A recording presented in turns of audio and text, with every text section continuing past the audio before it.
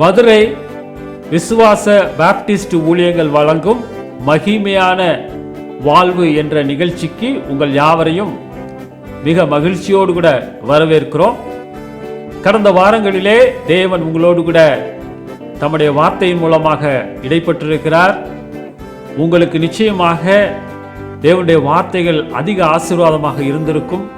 இந்த நாளிலும் தேவன் உங்களோடு கூட பேசுவதற்காக அவர் ஆயத்தமாக இருக்கிறார். என் மூலமாக, பரிசுத்த ஆவியானவர் மூலமாக உங்களோடு கிரியை செய்ய அவர் விரும்புகிறார். எனவே தயவு செய்து நீங்கள் எங்களோடு கூட இணைந்து இந்த நிகழ்ச்சியை முழுமையாக பார்க்க நான் உங்களை அன்பாய் வேண்டுகிறேன். நீங்கள் யூடியூப்பிலே இந்த செய்தியை காணலாம். இதனுடைய ஆசீர்வாதத்தை நீங்கள் அறிந்து கொள்ளவும் அநேகருக்கு அறிமுகப்படுத்தவும் நான் அதிகமாய் விரும்புகிறேன். தொடர்ந்து தேவன் உங்களை ஆசீர்வதிக்கும்படியாக எங்களோடு கூட இணைந்திருக்க நான் உங்களை அன்பாய் வேண்டுகிறேன். இப்போது நிகழ்ச்சிக்குள்ளே நாம் கடந்து போகலாம். கிறிஸ்துவுக்குள் அன்பான சகோதர சகோதரிகளே, இந்த கதையை நீங்கள் கேட்டிருப்பீங்க. ஒருத்தர் என்ன சொன்னாராம், ஒரு நல்ல உறுப்பை கொண்டு வாங்க அப்படின்னு சொல்லி சொன்னாராம். அவரும் போய் அந்த உறுப்பை கொண்டு வந்தார். அப்புறம் அதே நபர் சொன்னார், ஒரு கெட்ட உறுப்பை கொண்டு வாங்க அப்படின்னு சொல்லி சொன்னப்போ அவர் மீண்டுமாக அதே தான் கொண்டு வந்தார். ஒருவேளை இதை கேட்கும்போது உங்களுக்கு என்னன்னு சொல்லி தெரிய வந்திருக்கும். யாக்கோபில் 3ஆம் அதிகாரத்தில் அப்போஸ்தலனாகிய யாக்கோபு அங்கே நாவை குறித்து பேசுகிறார். நம்முடைய உறுப்புகளிலே நாவு நல்லது தான், அதே சமயத்தில் நாவும் கெட்டதாக இருக்கிறது. எப்படின்னு சொல்லி நம்ம பார்க்க போகிறோம். ஒருவேளை நம்முடைய நாவை வைத்து நாம் எதை வேண்டுமானாலும் பேசலாம், எப்படி வேண்டுமானாலும் நாவை வளைத்து என்ன வேண்டுமானாலும் சொல்லலாம். எல்லாவற்றையும் செய்வதற்கு இந்த நாவு ரெடியாக இருக்கிறது, இந்த நாக்கு. ஆனால் இன்றைக்கி நம்ம பார்க்க போகிறோம், தேவனுடைய வார்த்தையினாலே தேவனாலே மீட்கப்பட்டவர்களுடைய நாவு எப்படி இருக்க வேண்டும் என்பதை குறித்து சில காரியங்களை இந்த நாளிலே சிந்திக்கலாம். மீட்கப்பட்டவர்களுடைய நாவு எப்படி இருக்கும்? முதலாவது, மீட்கப்பட்டவர்கள் என்று சொல்லும்போது மீட்கப்பட்டவர்கள் யார் என்பதை தெரிந்து கொள்ளும்போது தான் அவருடைய நாக்கு எப்படி இருக்க வேண்டும் என்பதையும் நாம் அறிந்து கொள்ள முடியும். பாருங்க, மீட்கப்பட்ட மனிதன் யார் அப்படின்னு சொல்லி நம்ம கொலோசியர் 3ஆம் அதிகாரம் 1-2 வசனங்களில் நம்ம பார்க்கிறோம். நீங்கள் கிறிஸ்துவுடனே கூட எழுந்ததுண்டானால் கிறிஸ்து தேவனுடைய வலது பார்சத்தில் வீற்றிருக்கும் இடத்தில் உள்ள மேலானவைகளை தேடுங்கள், பூமியில் உள்ளவைகளை அல்ல, மேலானவைகளையே நாடுங்கள். ஆக மீட்கப்பட்டவர்கள், கிறிஸ்துவோடு கூட எழுப்பப்பட்டவர்கள், அவர்கள் தேடுகிற விஷயமெல்லாம் மேலானவைகள், தேவனுடைய காரியங்கள், பூமிக்குரியதை அல்ல, மேலானவைகளையே நாடுகிறவர்கள் என்று சொல்லி அங்கே பார்க்கிறோம். தொடர்ந்து மீட்கப்பட்டவர்கள் யார் என்ற அந்த கேள்விக்கு இரண்டாவதாக கொலோசியர் 3ஆம் அதிகாரம் 5வது வசனத்தில் அப்போஸ்தலனாகிய பவுல் சொல்லுகிறார், ஆகையால் விபச்சாரம், அசுத்தம், மோகம், துர் இச்சை, விக்கிரக ஆராதனையான பொருளாசை ஆகிய இவைகளை பூமியில் உண்டு பண்ணுகிற உங்கள் அவயவங்களை அழித்து போடுங்கள். மாம்சத்தின் கிரியைகளை அழித்து போடுகிறவன் தான் மீட்கப்பட்ட மனிதன். விபச்சாரம், அசுத்தம், மோகம், துர் இச்சை, இப்படிப்பட்ட காரியங்களை அழித்து போடுங்கள். அழித்து போட்டவன் தான் உண்மையான மீட்கப்பட்டவன். அடுத்து தொடர்ந்து நம்ம பார்க்கும்போது மீட்கப்பட்டவன் யார் என்று சொல்லி கொலோசியர் 3ஆம் அதிகாரம் 8வது வசனத்திலிருந்து 10வது வசனம் வரை நம்ம வாசிக்கிறோம். இப்பொழுதோ கோபமும் மூர்க்கமும் பொறாமையும் உங்கள் வாயில் பிறக்கலாகாத தூசணமும் வம்பு வார்த்தைகளும் ஆகிய இவைகளெல்லாம் விட்டுவிடுங்கள். தூசணம், வம்பு வார்த்தைகளை விட்டுவிட்டவர்கள். அடுத்ததாக ஒருவருக்கொருவர் பொய் சொல்லாதிருங்கள் என்று சொல்லி அங்கே பார்க்கிறோம். பொய்களை களைந்து விட்டவர்கள். பேச்சிலே பொய்களை சொல்லுகிறவர்கள் அநேகர் இருக்கிறார்கள், பொய் சொல்லாதவர்கள். அங்கே தொடர்ந்து அங்கே பார்க்கிறோம், பழைய மனுஷனையும் அவன் செய்கைகளையும் களைந்து போட்டு தன்னை சிருஷ்டித்தவருடைய சாயலுக்கொப்பாய் பூரண அறிவடையும்படி புதிதாக்கப்பட்ட புதிய மனுஷனை தரித்து கொண்டிருக்கிறீர்களே. ஆக பழைய மனுஷனின் கிரியைகளாகிய வம்பு வார்த்தைகள், தூசணம், பொய் இவைகளையெல்லாம் களைந்து விட்டு புதிய மனுஷனை தரித்து கொண்டவர்கள் தான் மீட்கப்பட்டவர்கள். தொடர்ந்து நம்ம பார்க்கும்போது கொலோசியர் 3ஆம் அதிகாரம் 15வது வசனம் 16வது வசனத்தில் விதமாய் வாசிக்கிறோம். தேவ சமாதானம் உங்கள் இருதயங்களில் ஆளக்கடவது, இதற்கென்றே நீங்கள் ஒரே சரீரமாக அழைக்கப்பட்டீர்கள், நன்றி அறிதல் உள்ளவர்களுமாயும் இருங்கள். கிறிஸ்துவின் வசனம் உங்களுக்குள்ளே சகல ஞானத்தோடும் பரிபூர்ணமாக வாசமாய் இருப்பதாக. சங்கீதங்களினாலும் கீர்த்தனைகளினாலும் ஞான பாட்டுகளினாலும் ஒருவருக்கொருவர் போதித்து புத்தி சொல்லிக்கொண்டு உங்கள் இருதயத்திலே கர்த்தரை பக்தியுடன் பாடி என்று சொல்லி அங்கே பார்க்கிறோம். இந்த இடத்துல நம்ம பார்க்கும்போது நம்முடைய வாயிலே பிறக்க வேண்டிய மிக முக்கியமான காரியங்களை பார்க்கிறோம். ஒருவருக்கொருவர் போதித்து புத்தி சொல்லிக்கொண்டு என்று சொல்லி அங்கே பார்க்கிறோம். நம்முடைய நாவானது கர்த்தரை மகிமைப்படுத்த வேண்டியதாக இருக்கிறது. ஒருவருக்கொருவர் போதித்து புத்தி சொல்ல வேண்டியதாக இருக்கிறது. அதுதான் மீட்கப்பட்டவர்களின் அடையாளம். அப்புறம் கொலோசியர் 3ஆம் அதிகாரம் அதே அதிகாரத்தில் 17வது வசனத்தில் வாசிக்கும்போது, வார்த்தையினாலாவது கிரியையினாலாவது நீங்கள் எதை செய்தாலும் அதையெல்லாம் கர்த்தராகிய இயேசுவின் நாமத்தினாலே செய்து அவர் முன்னிலையாகிய பிதாவாகிய தேவனை ஸ்தோத்திரியுங்கள். பாருங்க, கிரியைகளை குறித்து நம்ம படித்தோம் இல்லையா? இங்கே பார்க்கும்போது வார்த்தையினாலாவது கிரியையினாலாவது என்று சொல்லி சொல்லுகிறார். கிரியைகள் அநேக நேரம் நம்முடைய வார்த்தைகளின் மூலமாகவும் அங்கே வெளிப்படுகிறதா இருக்கிறது. சொல்லுகிறதை செய்கிறவர்கள், கிரியை செய்கிறவர்கள், வார்த்தையிலே தங்களுடைய செயலை வெளிப்படுத்துகிறவர்கள். ஆக வார்த்தை மிக முக்கியமாக இருக்கிறது. அது கிரியைகளிலே வெளிப்பட வேண்டும். ஆக வார்த்தையிலும் கிரியையிலும் தேவனுடைய நாமத்தை மகிமைப்படுத்துகிறவர்கள் தான் மீட்கப்பட்ட மனிதர்கள். சங்கீதம் 35:28 நம்ம பார்க்கிறோம், என் நாவு உமது நீதியையும் நாள் முழுவதும் உமது துதியையும் சொல்லி கொண்டிருக்கும். ஆக நம்முடைய நாவு இப்போது ஆண்டவருடைய நீதியையும் அவருடைய துதியும் சொல்லும்படியாக, மற்றவர்களுக்கு பிரயோஜனமான வார்த்தைகளை சொல்லும்படியாக, ஆறுதலும் தேறுதலும் சொல்லும்படியாக, நல்ல காரியங்களை சொல்லும்படியாக தேவன் இந்த நாவை கொடுத்திருக்கிறார். மீட்கப்பட்டவர்கள் யார் என்று சொல்லி நம்ம பார்த்தோம். தேவனுடைய வார்த்தையை நேசிக்கிறவர்கள், மேலானவைகளை தேடுகிறவர்கள், வம்பும் புத்தியினமான பேச்சை விட்டவர்கள், பிரயோஜனமானவைகளை பேசுகிறவர்கள், பொய்களை விட்டவர்கள், இவர்கள்தான் மீட்கப்பட்ட நாவை உடைய தேவனுடைய பிள்ளைகள். இப்போ யாக்கோபு 3ஆம் அதிகாரம் 1வது 2வது வசனத்தை நான் வாசிக்கிறேன். ஒருவேளை நாவை குறித்து அவர் பேசுவதற்கு முன்பதாக ஒரு எச்சரிக்கையை அவர் சொல்லுகிறார். என் சகோதரரே, அதிக ஆக்கினையை அடைவோம் என்று அறிந்து உங்களில் அநேகர் போதகராகாதிருப்பீர்களாக. நாம் எல்லாரும் அநேக விஷயங்களில் தவறுகிறோம். ஒருவன் சொல் தவறாதவனானால் அவன் பூரண புருஷனும் தன் சரீரம் முழுவதையும் கடிவாளத்தினாலே அடக்கி கொள்ளக்கூடியவனுமாயிருக்கிறான். இந்த இடத்துல பார்க்கும்போது ஒரு எச்சரிக்கையை நம்ம பார்க்கிறோம். என்ன எச்சரிக்கை? போதகர்களுக்கு ஒரு எச்சரிக்கை. போதகர்களாக இருக்கிற ஒவ்வொரு மனிதனும் மிகவும் யோசித்து பேச வேண்டியவனாக இருக்கிறான். ஏனென்று சொன்னால், நான் பேசக்கூடிய வார்த்தைகள் என்னுடைய வாழ்க்கையிலே நடைமுறைகளை உண்மையாக காணப்பட வேண்டும். இப்போ பாருங்க, ஒருவன் பூரண புருஷனாக இருக்க வேண்டும் என்று சொன்னால் தன்னுடைய சரீரத்தை அடக்கி கொள்ளக்கூடியவனாக இருக்க வேண்டும். கடிவாளத்தினாலே அடக்கி கொள்ள வேண்டியவனாய் இருக்கிறான். அவனுடைய வாயின் வார்த்தைகள் மிகவும் முக்கியமானது. நாவை கட்டுப்படுத்த அவன் அறிந்திருக்க வேண்டும். இப்போ பாருங்க, போதகர்கள் அநேகர் இருக்கிறார்கள். இயேசு கிறிஸ்து இருந்தபோது கூட போதகர்கள் இருந்தார்கள். அவர்கள் வேத பாரகர்கள், பரிசேயர்கள் என்று சொல்லி அழைக்கப்பட்டார்கள். ரபி என்று சொல்லி அழைக்கப்பட்டார்கள். அவர்கள் நியாயப்பிரமாணத்தை போதித்தார்கள். ஆண்டவராய் இயேசு கிறிஸ்துவனுடைய காரியம் என்னவென்று சொன்னால், அவர்களை குறித்து மத்தேயு 23வது அதிகாரத்தில் சொல்லும்போது, அதை நான் உங்களுக்காக வாசிக்கிறேன். மத்தேயு 23:2, வேத பாரகரும் பரிசேயரும் மோசேயினுடைய ஆசனத்தில் உட்கார்ந்து இருக்கிறார்கள். ஆகையால் நீங்கள் கை கொள்ளும்படி அவர்கள் உங்களுக்கு சொல்லுகிற யாவையும் கை கொண்டு செய்யுங்கள். அவர்கள் செய்கையின்படியோ செய்யாதிருங்கள், ஏனெனில் அவர்கள் சொல்லுகிறார்கள், சொல்லியும் செய்யாதிருக்கிறார்கள். இந்த இடத்துல நம்ம கவனிக்கும் போது இந்த வேதபாரகர்கள் பரிசேயர்கள் சொல்லுகிறார்கள், ஆனால் அதன்படி செய்வதில்லை. அதுதான் அவங்களுடைய பரிதாபமான ஒரு நிலைமை. 5வது வசனம், 6வது வசனம், 7வது வசனத்தில் அதே அதிகாரத்தில் நம்ம வாசிக்கும் போது, தங்கள் கிரியைகளை எல்லாம் மனுஷர் காண வேண்டும் என்று செய்கிறார்கள்.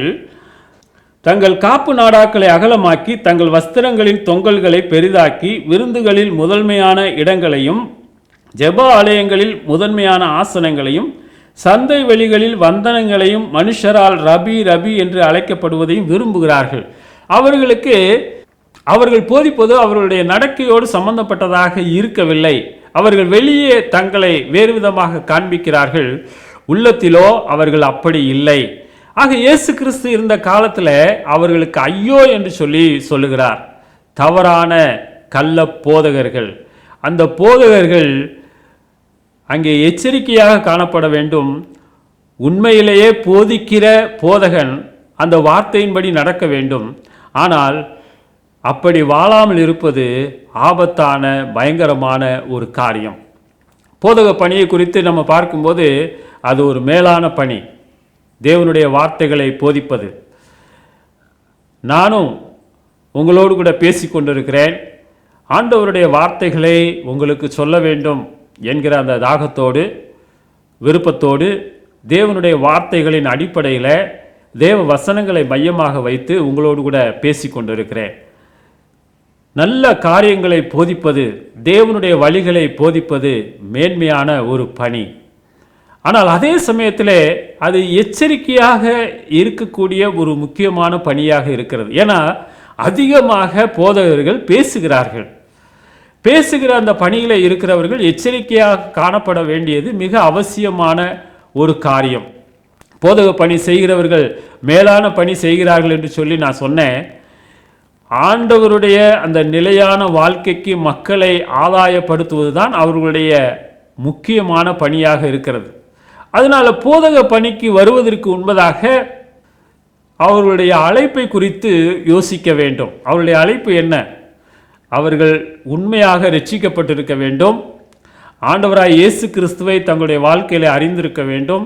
அவருடைய வார்த்தைக்கு உட்பட்டு அந்த வார்த்தையின்படி நடக்கிறவர்களாக இருக்க வேண்டும். அவர்கள்தான் போதக பணிக்கு அழைக்கப்படுகிறார்கள். ஒருவேளை எல்லாரும் சுவிசேஷம் சொல்லணும், ஆனால் விசேஷமாக ஆண்டவர் சிலரை போதக பணிக்காக சுவிசேஷ பணிக்காக அழைக்கிறதை நம்ம பார்க்கிறோம். இந்த கள்ள போதகர்கள் தங்களுடைய வார்த்தைகளை சரியாக இல்லாத போது அவர்கள் தவறாய் மக்களை நடத்துகிறவர்களாக இருக்கிறார்கள். ஆனால் போதக பணிக்கு அழைக்கப்பட்டவர்கள் விசேஷமாய் அழைக்கப்பட்டிருக்கிறார்கள் என்பதை 1 தீமோத்தேயு 3 அதிகாரத்தில் நம்ம பார்க்கிறோம். போதக பணியினுடைய மிக முக்கியமான காரியங்கள், மூப்பர், இவ்விதமான பதங்களை நம்ம பார்க்கிறோம்.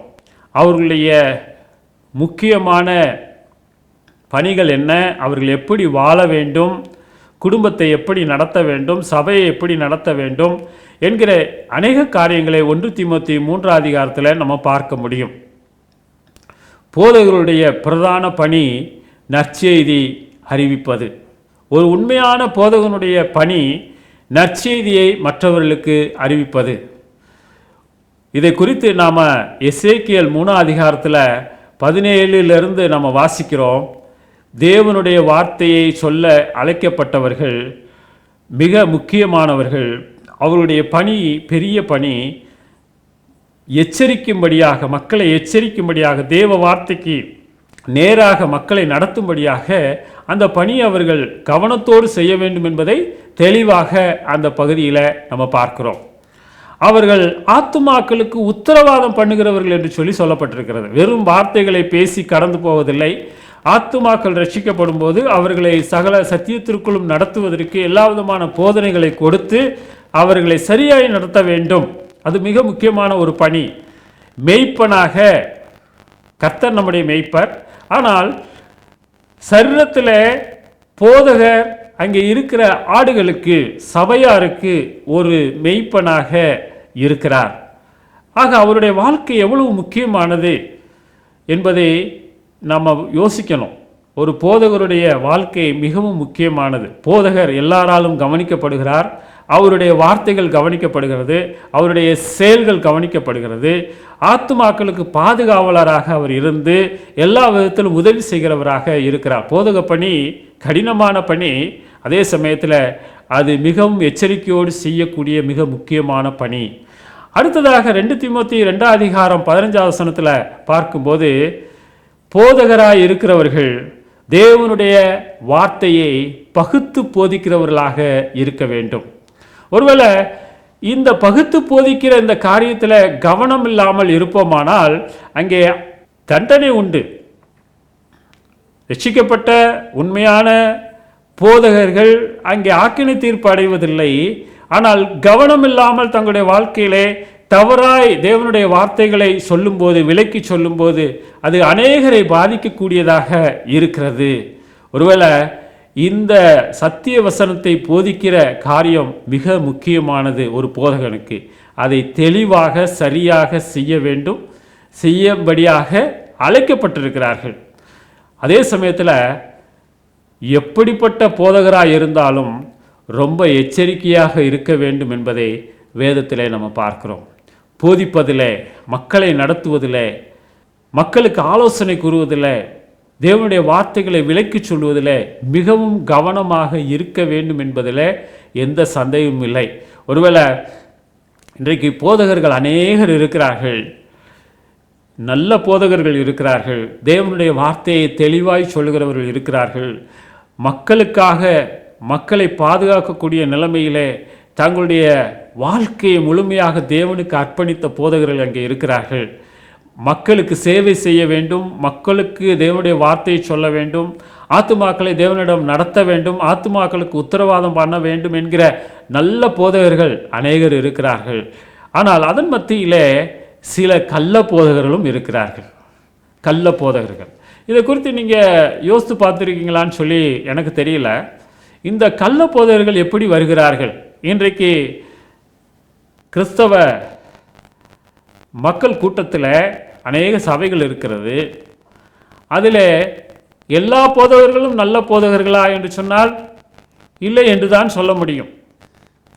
அதில் கள்ள போதகர்களும் இருப்பார்கள். இயேசு கிறிஸ்து எச்சரிக்கிறார். ஆட்டு தோலை போர்த்தி கொண்டு வருகிற ஓநாய்க்கள் உங்களுக்குள்ளே இருக்கிறது என்று சொல்லுகிறார். நம்மை பட்சிக்கிற கள்ள போதகர்கள் இருக்கிறாங்க. ரொம்ப கவனமாக இருக்கணும்.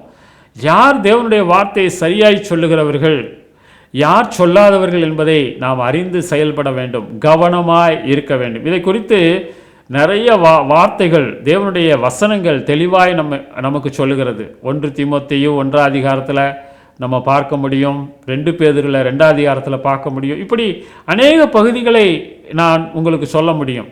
அவர்கள் உண்மையிலேயே போதகர்களாக அழைக்கப்படாதவர்கள், கூலிக்கு மாரடிக்கிறவர்கள் என்று சொல்லலாம் அல்லவா?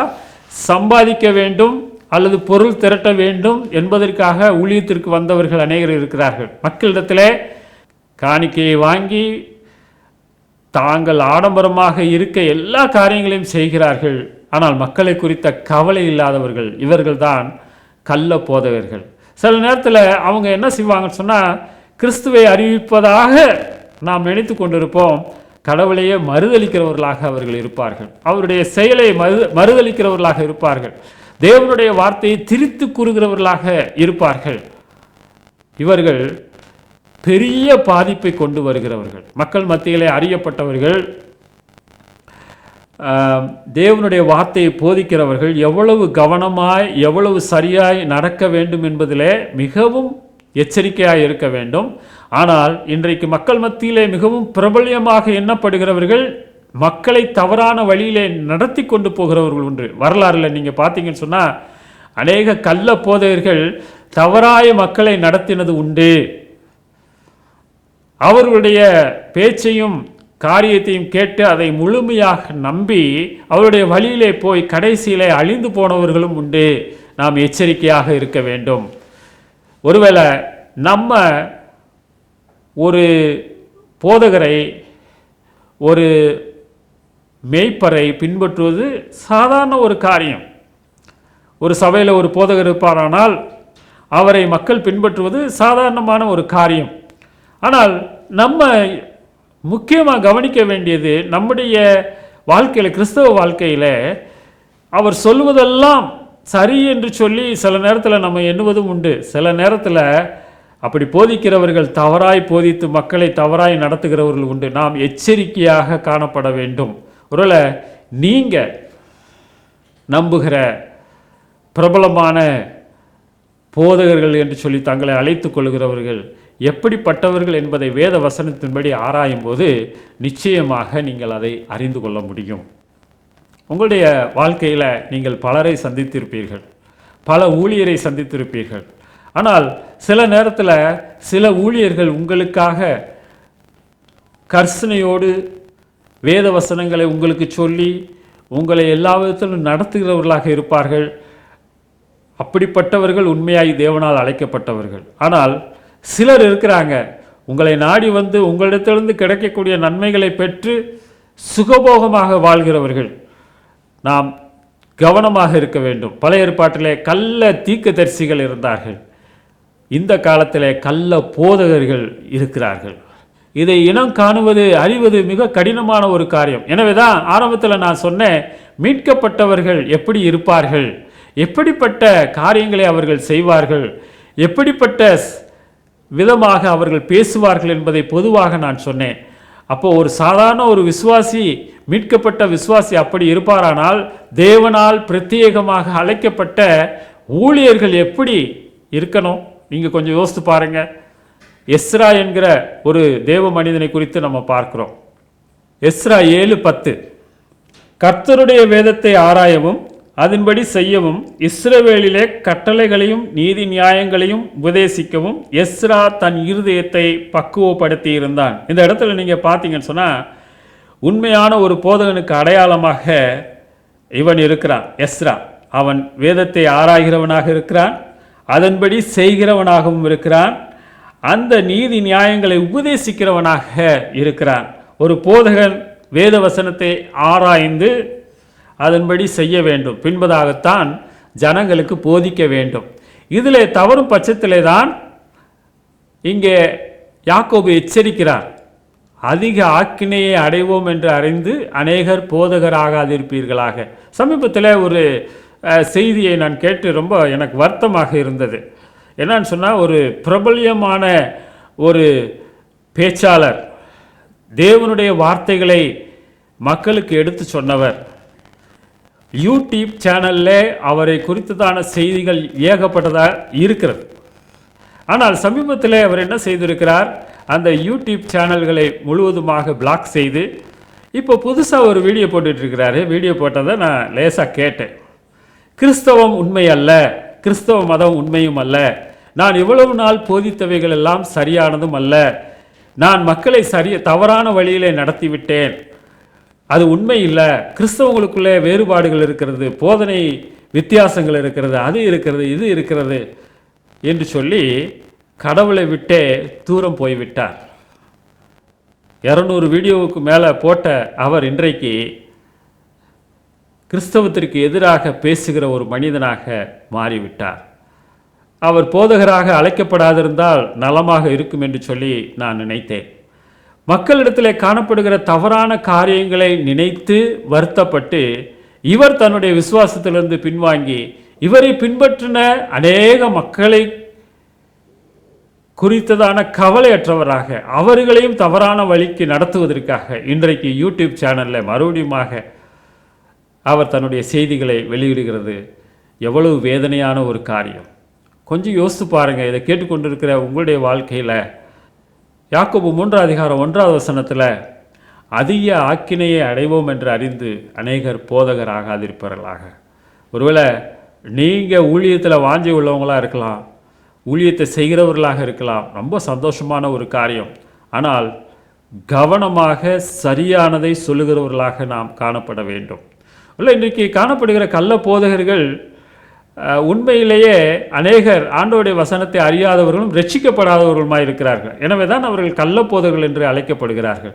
எனவே தேவனுடைய பிள்ளைகளாகிய நீங்கள் கவனமாயிருந்து நான் பின்பற்றுகிற போதகரும் சபையும் சரியானதா என்பதை யோசித்து பார்த்து நாம் செயல்பட வேண்டும்.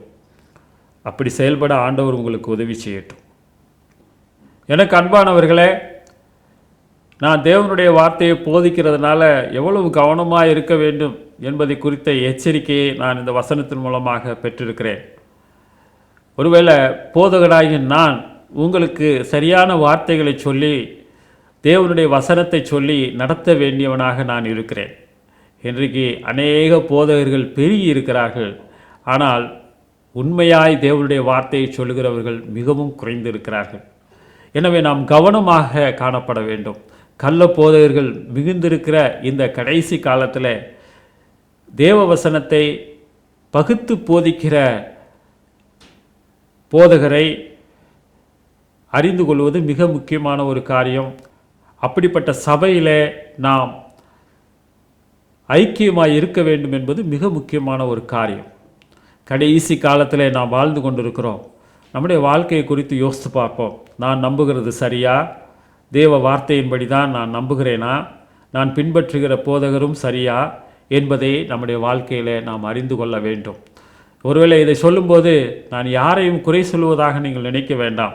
ஆனால் நிதானிக்க வேண்டியது, சோதித்தறிய வேண்டியது உங்களுடைய கடமையாக இருக்கிறது. சரியானதை நாம் சோதித்து அறிந்து நலமானதை பிடித்து கொள்ள வேண்டும். அதுதான் தேவனுடைய வார்த்தையினுடைய மிக முக்கியமான ஒரு காரியம்.